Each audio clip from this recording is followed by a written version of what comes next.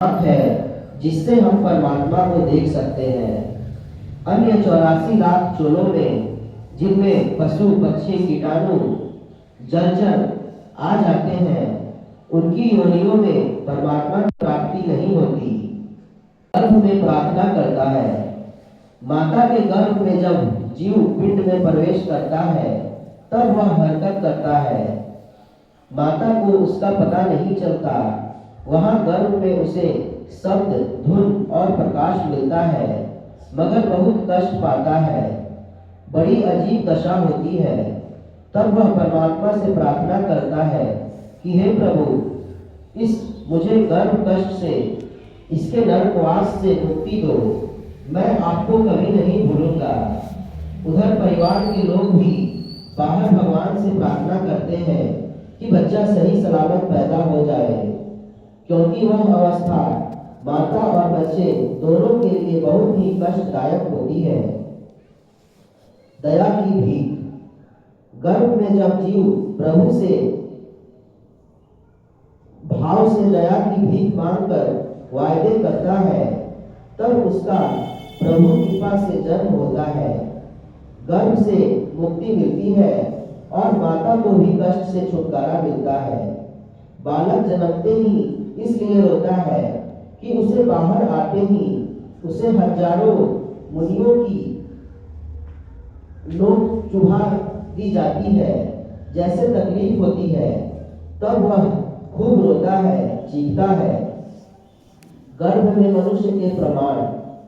आप लोग सोचते होंगे कि इसका क्या प्रमाण है कि बालक को गर्भ में प्रकाश और धूल मिलते हैं।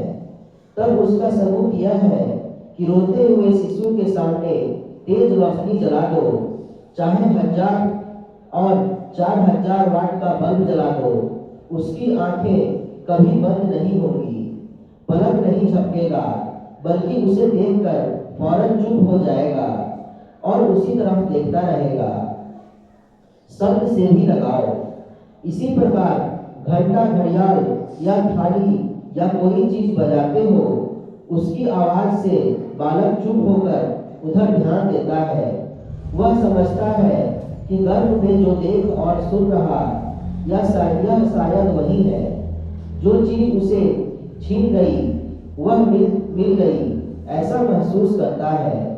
तभी अक्सर शब्द करने की प्रथा हिंदू धर्म में जन्म के समय चली आती है।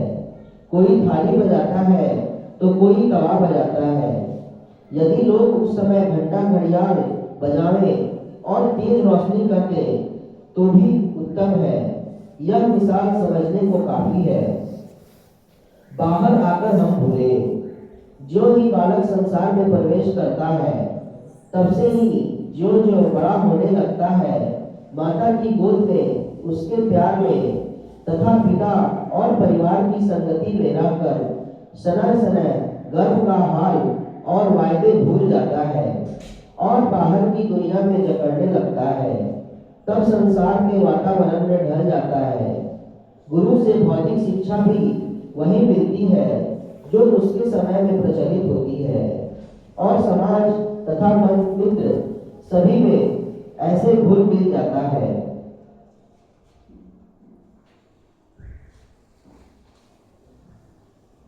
बड़े भाग्य से संत मिलते हैं, परंतु बड़े भाग्य कहीं आध्यात्मिक शिक्षक सद्गुरु मिल पाता है, जिसे संत महात्मा कहते हैं। क्योंकि माता पिता परिवार के लोग जहां धर्म की शिक्षा पाए हुए नहीं, परमात्मा का प्यार तलाश करने वाले नहीं होते, संतों महात्माओं में जिनकी आस्था नहीं होती और ज्ञान की तरफ जिनकी रुझान नहीं होती, वहां वे बालक को उधर मोड़ नहीं ले सकते। अब याद दिलाने वाला नहीं मिलता। तब वह बेचारी आत्मा जो गर्भ में वायदे करके आई थी, प्राकृतिक नियम के अनुसार भूल गई, मगर उसकी याद दिलाने वाला कोई उसे परिवार में नहीं मिलता, न समाज में मिलता है। अगर कोई मिलता भी है तो वही मिलता है जो अंधा भी है और बहरा भी। वह भटका कर जीव हैं। आप देखते हैं कुछ तो ऐसे भी छोटे छोटे जीव हैं जो इन आंखों से नहीं देखा जा सकता। तो इन सभी में गोस्वामी जी ने कहा कि मनुष्य शरीर ही सर्वोत्तम है और इसी मनुष्य शरीर में साधना का धाम और मोक्ष का दरवाजा है। बाकी ये किसी भी शरीर में ये नहीं मिलता। इसलिए देवता भी तरसते हैं इस मनुष्य शरीर के लिए कि एक बार हमको मिल जाता तो हम इसमें साधना करके, कहा कि ये दोनों भावों के बीच में यहीं पे महात्माओं ने कहा कि आँखी मध्य पाखी चमके, पाखी मध्य द्वारा, ते द्वारे दुर्बीन लगाओ, उतरो भवजल पारा।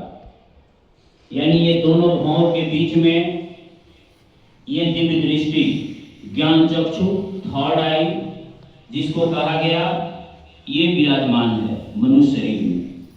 और प्रेमियों, युगों युगों से, इतने जन्मों से गंदगी इस परत पर पड़ता गया, इसलिए ये दिव्य दृष्टि नहीं खुल पाता।